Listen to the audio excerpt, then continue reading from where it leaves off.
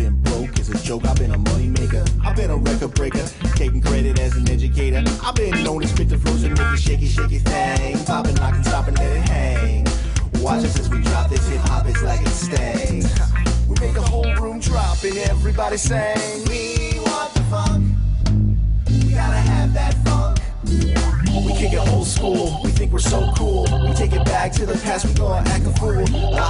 Enough jumps the middle finger.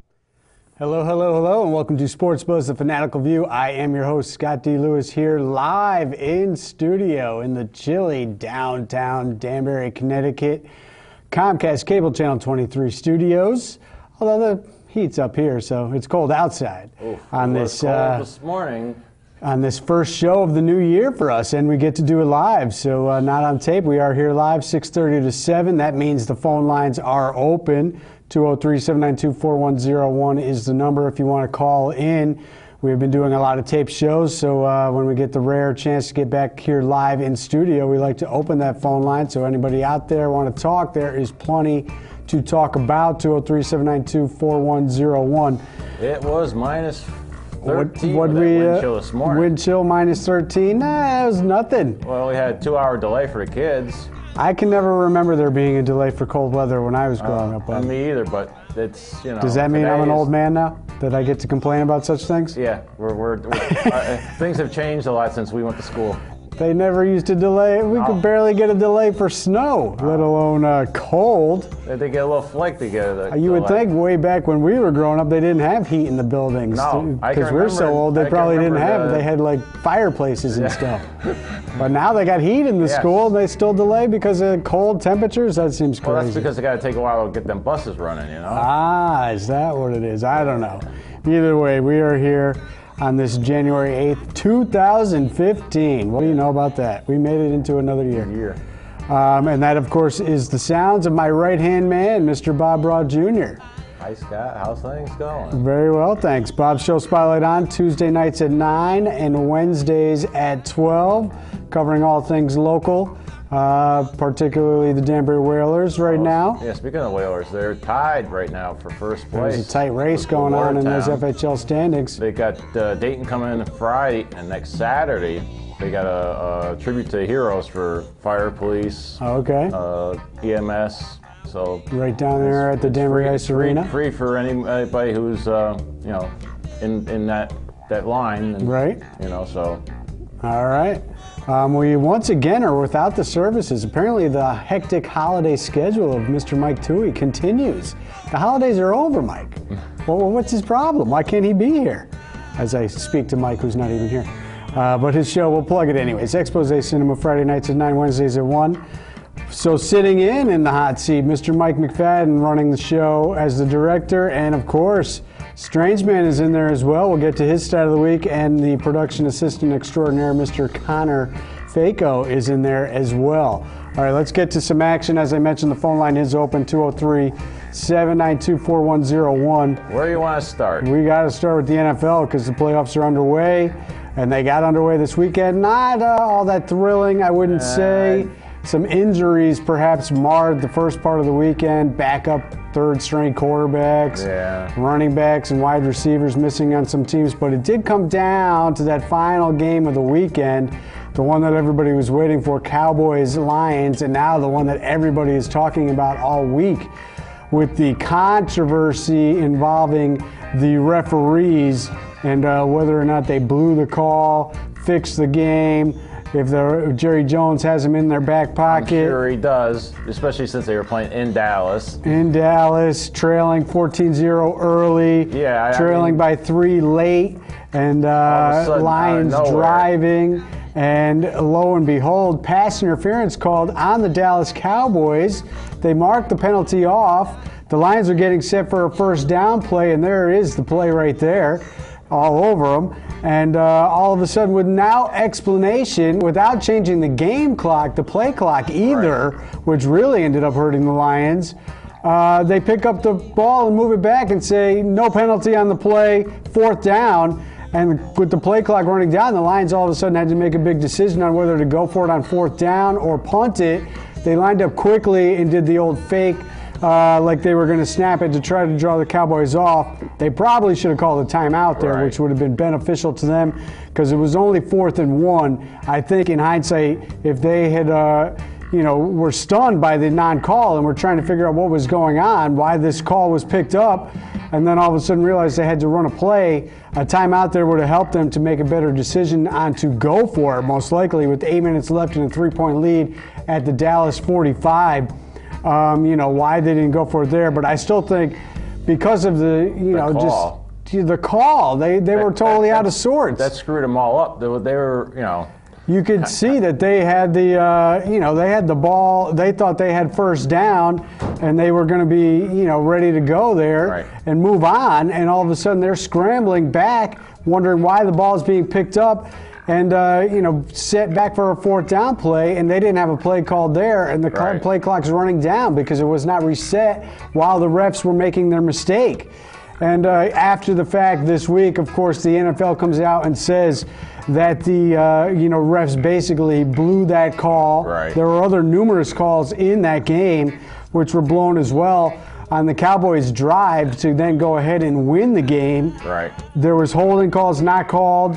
They called 2 game drive continuing penalties against the Lions when they could have been called holding on multiple occasions against the Cowboys. So really, everybody, loves to hate the Cowboys as is, and then you see this happen, Bob, and you're wondering, first of all, this is why the NFL wonders why its fans always say the games are fixed. Yeah. They're rigged because things like this happen. Of course. You have Mike Peralta on the TV booth there, the former official who works for Fox now, saying that's obviously pass interference, good call by them, and then being just bewildered at the fact that they pick it up with no explanation and saying, I don't understand how they could pick that flag up. And, the fans just cry fix, and they have a reason to. So anyways, the Cowboys do rally, and they do come from behind to win that game 24-20. The Lions have not won a playoff game since the early 90s. Who last time they won, it was Barry Sanders leading the way against the Cowboys, as a matter of fact. That was their last win, and that was in Troy Aikman's rookie season. He was not the starter, but he actually, I don't think it was his rookie year, but he was not the starter in the game. 90 and 91, right? Yeah, I think it was his second year. And he didn't start, but he did come into that playoff game after they got pretty much handled and killed in that game. So that was the last time the Lions had won, but they still have a long drought, and once again they cannot come up with the goods, even though they did get a little bit job. They did have the 14-0 lead, Bob, and they gave up that touchdown right before the half, which was crucial to let the Cowboys come back and get in within a touchdown coming into the second half.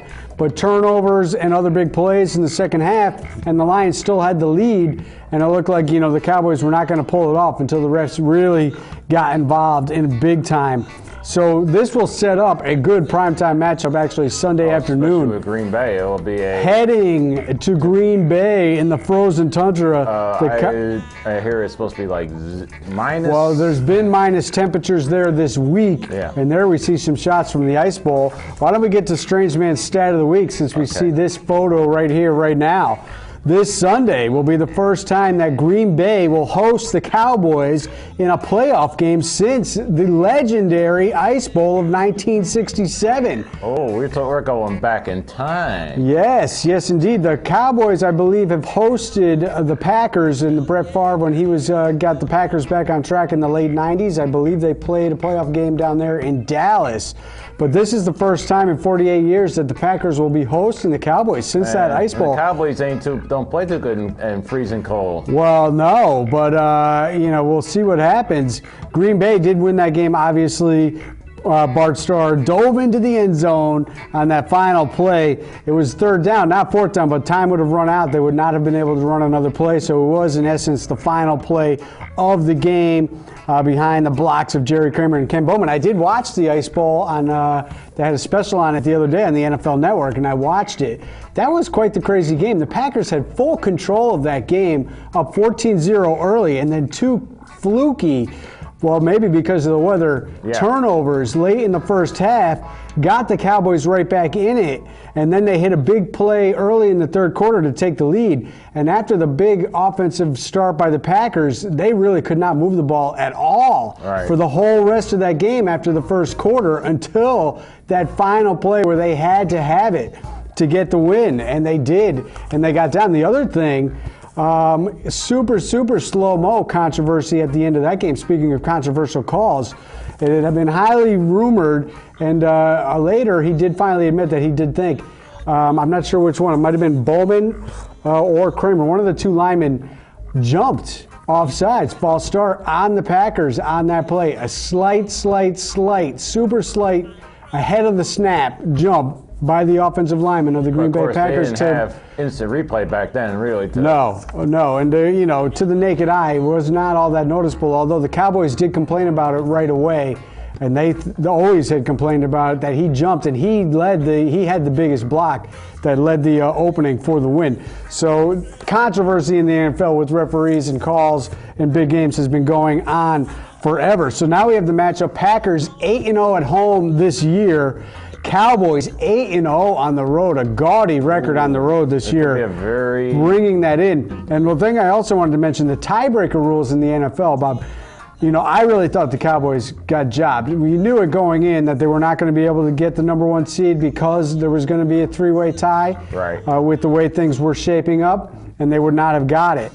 Because if there's a three-way tie, they throw head-to-head out the window. I still think head-to-head should still play a part.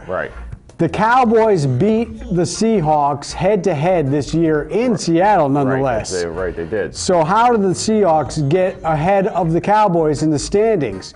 Well, you say, well, they all didn't play each other. Well, the Seahawks beat the Packers.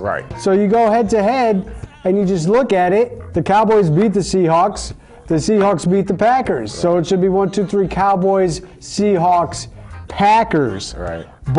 But that's not how they look at it. You know how the NFL... They go to conference records, all this stuff and whatnot, and that's how it comes down for the Seahawks to get the number one seed, Packers the 2 seed, forcing the Cowboys to have played that home game against the Lions this weekend and now go on the road to Green Bay. And if they somehow, some way come up with the win there, and let's not forget, Aaron Rodgers is coming off that calf injury. He did go out of the Lions game in the final week of the season. And he threw that touchdown on the play where he went down, and then he came back into the game in the second half when the Lions rallied, and he did lead them to victory to earn that number 2 seed and the division title there. But if they do get past the Packers, they will have to go to Seattle, who most likely will take care of business Saturday night against the Panthers, who took care of Arizona in what was just a pathetic offensive showing by the Cardinals. Under 100 yards of total offense, Bob. I know, the Cardinals look like they didn't even show up for the game. Wow. I thought their defense was going to get it done. When they rallied, they got some turnovers. They took a 14-10 lead at halftime. I thought the offense wasn't going to have to do much, but, they couldn't get anything going, and the Panthers did rally in the second half to win it 27-16.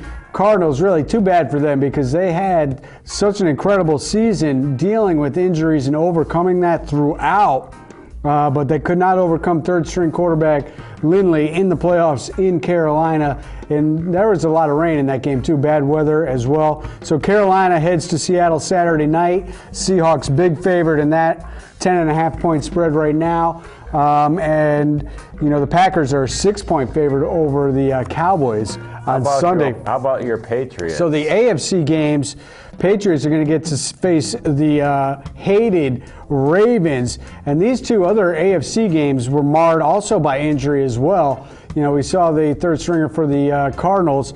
But then, in the Steelers-Ravens game, no Le'Veon Bell, who was really their top offensive weapon. And the Steelers had a great offense this year. And everybody thought, well, the Ravens secondary is weak.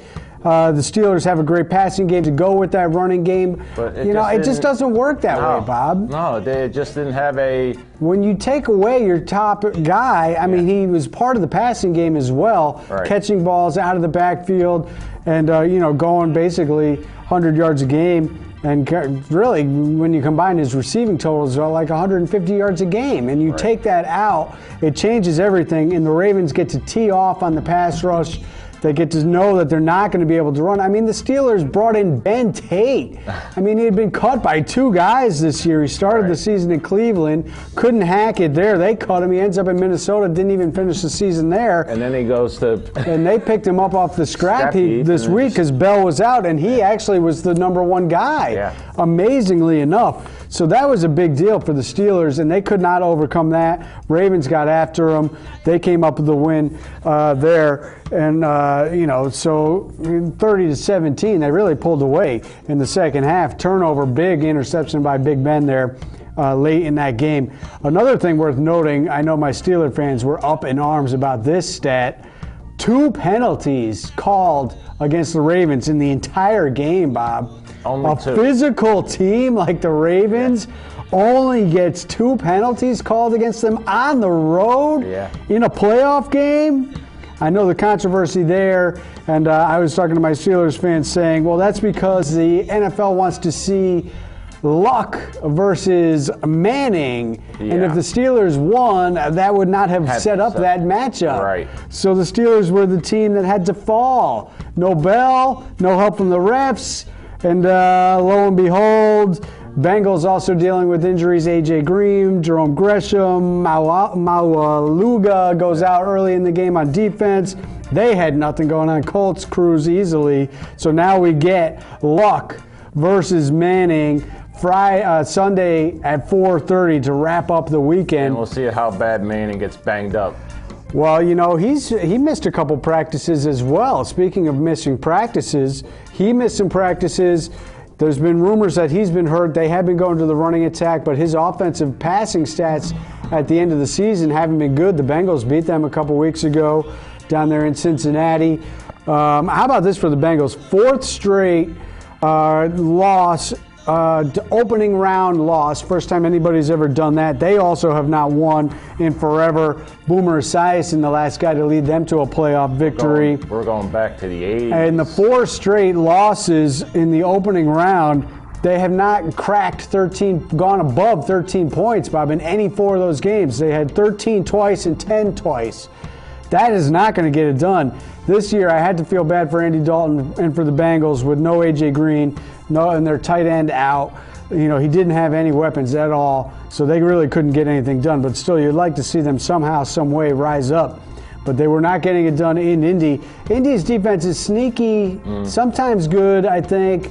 I don't know how they'll fail out there in Mile High. They did lose to the Broncos early opening week, I believe, of the season. So the first game of the weekend to start the playoffs, surprisingly, the 4:30. Usually they stick the Patriots in primetime Saturday night. Yeah. They flipped it up this time. Patriots-Ravens, big rivalry there. We know this much. No love lost. And the Ravens, everybody makes the big deal out of. They have won 2 out of the last 3 playoff games. And if you hear people talk, they basically won all 3. Everybody talks like they won that game in 2011, that the Patriots actually, oh, by the way, did win the game with the big defensive swat of the ball in the end zone against the Ravens, and then the missed field goal to tie it, not to win it. To tie it, the Ravens missed the field goal. Patriots go to the Super Bowl. The couple of things worth noting, the one game the Ravens won in 2010, which was the first time the Patriots in the Belichick-Brady era lost a home playoff game. That was the 10-6 Patriots when Brady was coming back from the ACL tear, not the same Patriot team that we have seen in other years. And also, Wes Welker blew out his knee in Week 17 leading into that playoff game, so he was out.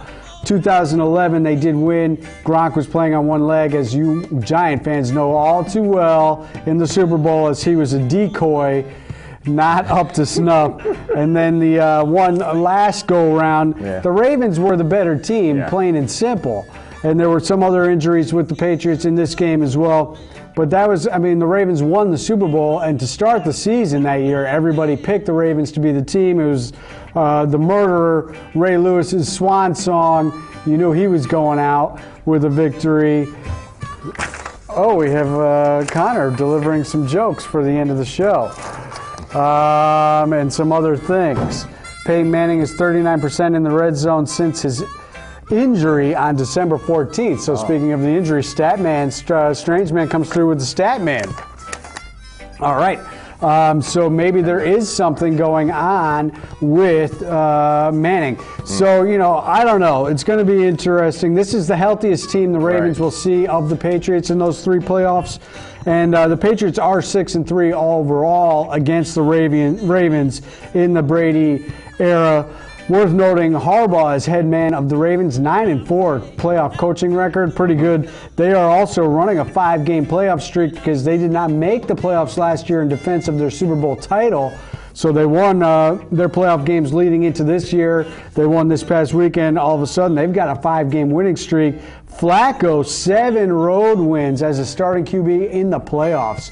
Pretty impressive. So they're not going to be awed by the Foxborough faithful. They're not going to be, worried about all that. They're going to use their pass rush. Patriots offensive line looks healthy. They rested a lot of guys in the last 3 weeks of the season. They had the bye week. Also, another thing worth mentioning, Steve Smith looking for some Carolina Panthers revenge. Remember, Bob, Patriots, one of their Super Bowls was against Steve Smith and those Panthers. So he is looking for a little revenge. It should be good. There's going to be good games all weekend. Pats at Ravens. And what is the spread in that game? 7-point spread. Panthers Seahawks Saturday. And Cowboys Packers in the 1 o'clock. Yeah, that's a very early game. So that is a local time, high noon, 12 o'clock local Green Bay time, a little early, but they'll be ready. And then Colts Broncos to finish it off. We also have on Monday night college football championship, Ohio State versus Oregon. I think a lot of people thought Oregon would be there as they were finally going to oust Florida State, and they did, 59-20. A lot of people did not think, however, the Big Ten representative, Ohio State, would be getting past Alabama and the overhyped, overrated SEC. How did the SEC do in the bowl games this year, Bob? Not so good. Auburn got trounced. Ole Miss got crushed by TCU, 42-3. Mississippi State got beat. LSU also fell. So not so good from the SEC. Actually, surprisingly enough, Arkansas, South Carolina, some of the lesser SEC teams did get wins, but the top dogs did not. Big Ten got some wins from Penn State, Wisconsin, Michigan State did come up with a win, and also the Pac-10, if you want to try to figure it out who has the edge, USC beat Nebraska in a Pac-10 Big Ten matchup, 45-42. UCLA beat Maryland. Yes, that's right. Maryland is now a Big Ten school, not an ACC school, 45-21. Stanford and Arizona State also got wins from the Pac-10, but there were some other losses from Pac-10 and whatnot as well. So it's anybody's guess. I think Oregon probably has the upper hand. They got the Heisman Trophy winning Mariota, but Ohio State, I was impressed because they were down early to Alabama, and they rallied for a 42-35 win. It was very, very impressive what they have done. Should be a good game. We'll see what happens. Speaking of college athletics, UConn with a huge victory the other day in Florida. Get their season back turned around. A little bit slow, but then they started. Hey, they were down by 13 with about 8 minutes left in that game, and they put together a huge finishing run, 63-59 victory. Solid game. Really, because Boatwright is playing with a bruised thigh. He only hit 2 shots from the floor. He did hit 8 free throws in the game. They backed it up also with a 58-44 win the other night against USF, South Florida. And those were 2 games from coming off the loss to Temple, which was brutal, the game that Boatwright got hurt. They are home against Cincy and then at Tulsa and at Stanford in their next few games. You want to talk about NBA real quick, Bob? We don't have much time. No. Let's talk Celtics with a nice victory last night against the Nets. They are 2-7 now post-Rondo. Not so good. How about the Bricks? They finally got rid of J.R. Smith. Yeah. They lost, however, for the 13th time in a row. Franchise record. Yeah. Beat the Mark set in '84, the pre-Ewing era. And after Bernard King injury, probably that season when they lost 13 in a row, they have now lost 13 in a row. They sit at 5-33. Yeah. What are the Cavs thinking? Why on earth would they want J.R. Smith? You know, Shumpert to the Cavs, I think, could do some good things. I don't mind him as a player, defensive wing player. But J.R. Smith, come on. What? I mean, the Cavs are struggling with Bron out. 19-17 record for his homecoming, not going so good. So that is an interesting trade. NHL Bruins with the big victory last night, 3-2 overtime against the Penguins. They move back into the playoff picture. 4th place in the Atlantic, 46 points, 8th in the Eastern Conference. Your Rangers, Bob, they got a win last night on the West Coast to start their West Coast trip. They are 10-1 in their last 11 games. Unbelievable. The thing that I find even more amazing about this, Bob, Bruins, with all their losses recently, most of them coming in overtime, so they're still getting the 1 point for getting to OT. They got 46 points, 8th place. Your Rangers, with this incredible run, they are still 4th place in the Metro, only 2 points ahead of the Bruins in 7th place overall in the East at 48 points. Surprising. That is very surprising. The Islanders have lost 2 in a row. Got somebody showing up for. Oh, Connor can't resist. He was on TV the other week. He's got to come back. He's here. He's now. He's wow. He's the man. We got to make a quick mention of the MLB Hall of Fame. Pedro, Randy, Smoltz, and Biggio. Yes. We will do a lot more on Pedro, but I love it right there, pointing at Jorge Posada in the dugout, telling him, you think before you talk, Jorge, in one of the epic playoff games. All right, we are running out of time. Connor has a joke, so hold on a second.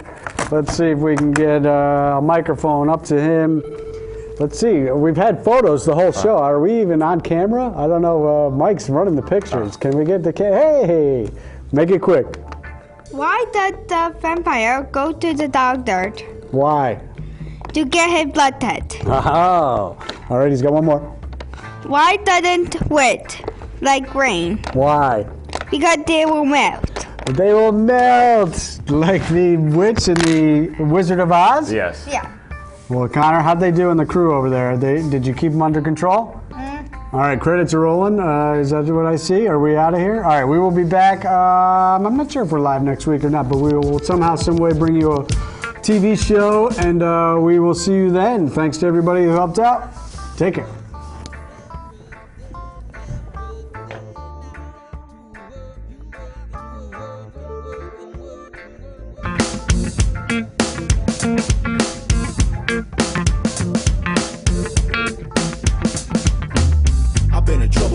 I've been a late night player. I've been broke as a joke. I've been a money maker. I've been a record breaker, taking credit as an educator. I've been known to spit the flows and make it shaky thing. Popping, locking, stopping, let it hang.